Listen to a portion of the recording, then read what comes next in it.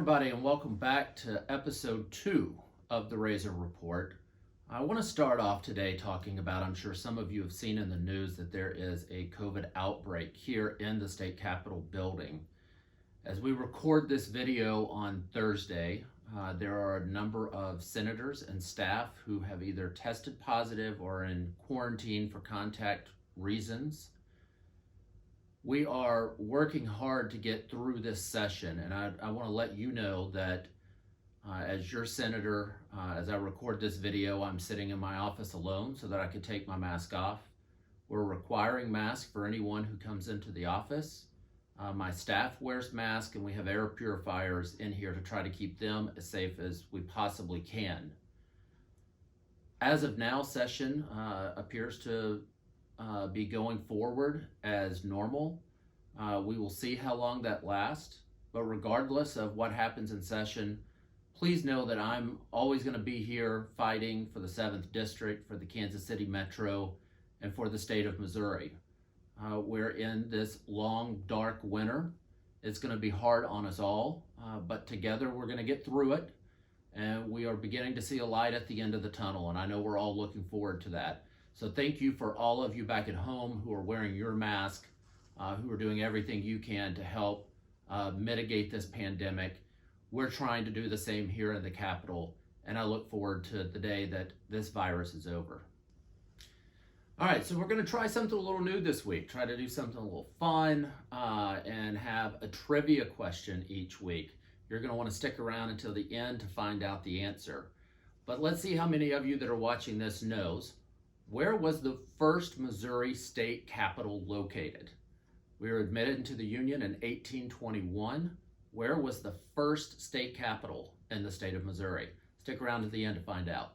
And now in some better news, I am very pleased that I was able to sponsor, and as of today, Thursday, as we're recording this, the Senate has confirmed 2 of our very own to 2 very important boards.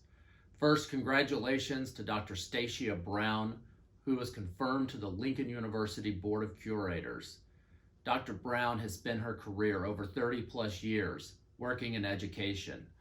Many of those years spent at KCPS. She is a graduate of Lincoln University. She met her husband at Lincoln University. Her parents, who I had the pleasure of meeting, met at Lincoln University. So to say that Lincoln University runs deep in her family would be an understatement. I know that she's going to do a fantastic job ensuring the success of that proud, historically black college and university, and I wish her all the best. Also, Dan Crenshaw, who is an attorney at Polzinelli, was confirmed to a very important board when it comes to infrastructure projects, especially in the Kansas City region, the Missouri Development Finance Board. Mr. Crenshaw has an impressive resume, and it goes along with all the civic organizations in our city that he is involved with, including SWOT Community Enterprises, Urban Neighborhood Initiatives, and very proud that he was named one of the nation's best by the organization Lawyers of Color. So congratulations to Dr. Brown, Mr. Crenshaw. It was an honor to get them through that process as my first 2 appointees, and look forward to the work that you're both going to do.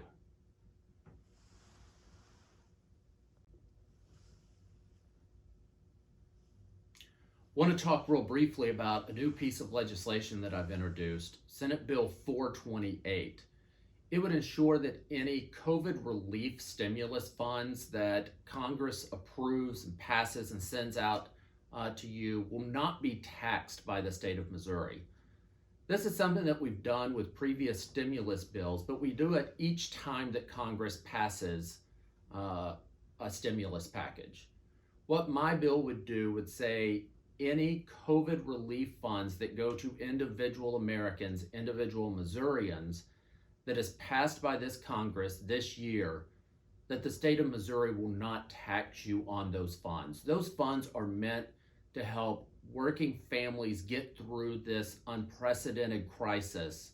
And we don't need to be giving surprise tax bills to our citizens in the next year, because of that money that you received.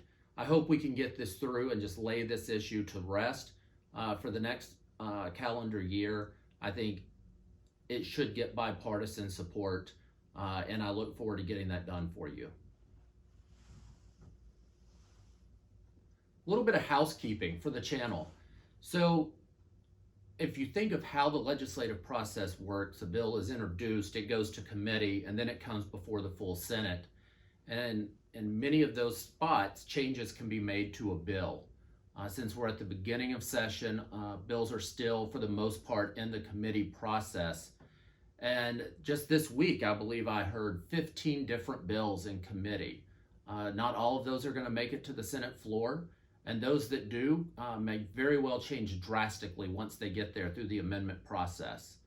So moving forward, I'm going to try not to talk about the bills as they're in committee, simply because of how much they change by the time we take a final vote on them. So once we start voting on bills, you're going to hear me talking about legislation. Until then, please know that I'm at my committee hearings. I'm vetting these bills. We're looking at them. Some that we heard are good and non-controversial. Some I think are not so great pieces of legislation, to say the least, and others fall somewhere in the middle. So as we move forward with the process, we'll be touching base with you all, let you know where I stand on these important pieces of legislation. Well, that pretty much does it for this week's report. First, the answer to that trivia question. Missouri's first state capitol building was in St. Charles, Missouri. There was actually a great painting of it right here in this building. It was on the second floor of a building in downtown St. Charles. You can go visit that historic site today. The building that we're in now is in fact our fourth state capitol building. There was the one in St. Charles. Jefferson City was voted as the capital city. Where the governor's mansion sits today was the first capitol. It burnt. On the footprint where the current capitol sits was another building. It burnt in a fire, and Missourians were pretty tired of building state capitol buildings. So when this building was built, it was made of steel and stone. It's a beautiful building, and it'll be around for a long time. We have to continue to preserve it. But the first state capitol building, St. Charles, Missouri. That does it. And as you're watching this on Sunday, we have just finished a Chiefs free weekend.